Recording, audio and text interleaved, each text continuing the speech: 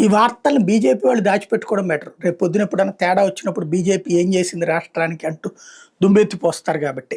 ఇప్పుడు జగన్ మీద కోపంతోనన్నా కేంద్రం రాష్ట్రానికి ఇచ్చినటువంటి అంశాలను హైలైట్ చేసుకొచ్చారు. కేంద్ర ప్రాయోజిత పథకాలకు మళ్ళీ ఊపిరొచ్చింది. జగన్ సర్వనాశనం చేసేసాడంటూ ఒక నిజాన్ని ఇంకొక తప్పుడు అంశాలతో కలిపేసేసి ప్రజల్ని మోసం చేసేటటువంటి జర్నలిజం ఏదైతే ఇప్పుడు తయారైందో, పబ్లిక్ చీటర్స్గా జర్నలిస్టులు మారుతున్నటువంటి వేళ, పబ్లిక్ చీటింగ్ సంస్థలుగా మీడియా మారుతున్నటువంటి వేళ, వాస్తవాలని ఆ వార్తలో ఉన్నటువంటి పాయింట్ల ద్వారా ప్రజలే విశ్లేషించుకోవాల్సిన పరిస్థితి వచ్చింది.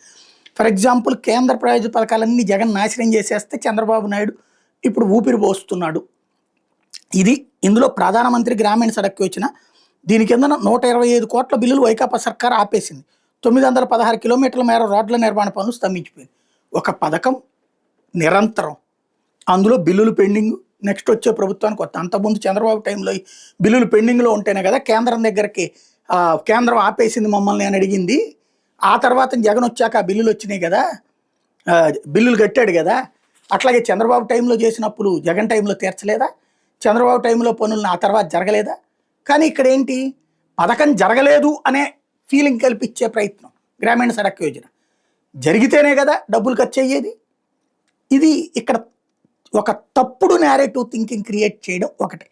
నెంబర్ 2, సమగ్ర శిక్షా అభియాన్. జగన్ సర్కార్లో సమగ్ర శిక్షా అభియాన్ పథకం పనులు సవ్యంగా సాగలేదు. 238 కోట్ల బిల్లులు పెండింగ్ ఉండిపోయి, పాఠశాలలో వసతుల మేరకు కేంద్ర నిధుల్ని సద్వినియోగం చేసుకోలేదు. ఈ మాట అన్నం తినేవాడు ఎవడో మాట్లాడు, అశుద్ధం తినేవాడు మాత్రమే మాట్లాడతాడు.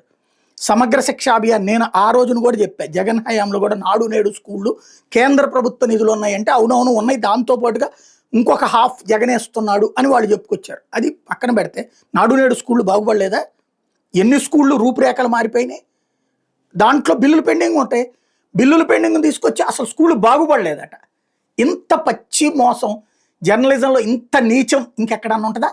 ఇంత పచ్చి అబద్ధాల కోర్లు ఇంకెవరన్నా ఉంటారా? నెంబర్ 3, పోషణ 2.0.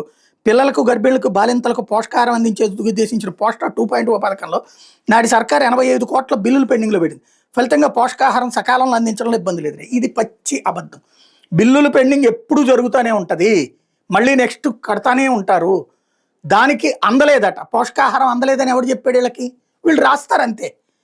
బిల్లులు పెండింగ్లు తీసుకొచ్చి పథకాలే ఆగిపోయినాయి అన్నటువంటి ఒక పచ్చి అబద్ధాలతో ప్రజల్ని నమ్మించేటటువంటిది. సాధారణ మధ్యతరగతి ప్రజలకి ఇవన్నీ తెలియవు, ఇంత డెప్త్ అవగాహన ఉండదు. కాబట్టి వాళ్ళని మోసం చేయడమే.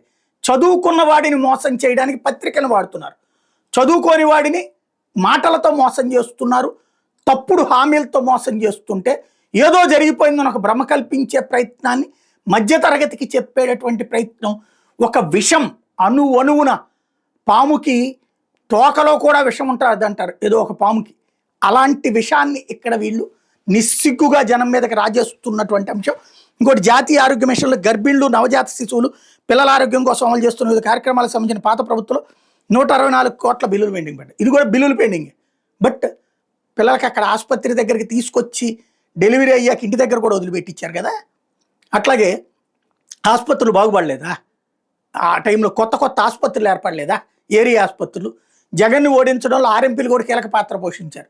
ఎందుకంటే ఇంటి దగ్గరికే వెళ్ళి ప్రభుత్వమే టెస్టులు చేస్తుంది, ఇంటి దగ్గరికే విలేజ్ క్లినిక్లు, వార్డు క్లినిక్లు పెట్టాడని చెప్పి తమ ఉపాధి కోల్పోయిందని ఆర్ఎంపీలు దెబ్బకొట్టినటువంటి పరిస్థితి. అంతగా ప్రజల దగ్గరికి వెళ్ళినటువంటిది. దాన్ని పచ్చి అబద్ధాలతో బిల్లులు పెండింగ్ తీసుకొచ్చి పథకమే అమలు చేయలేదు.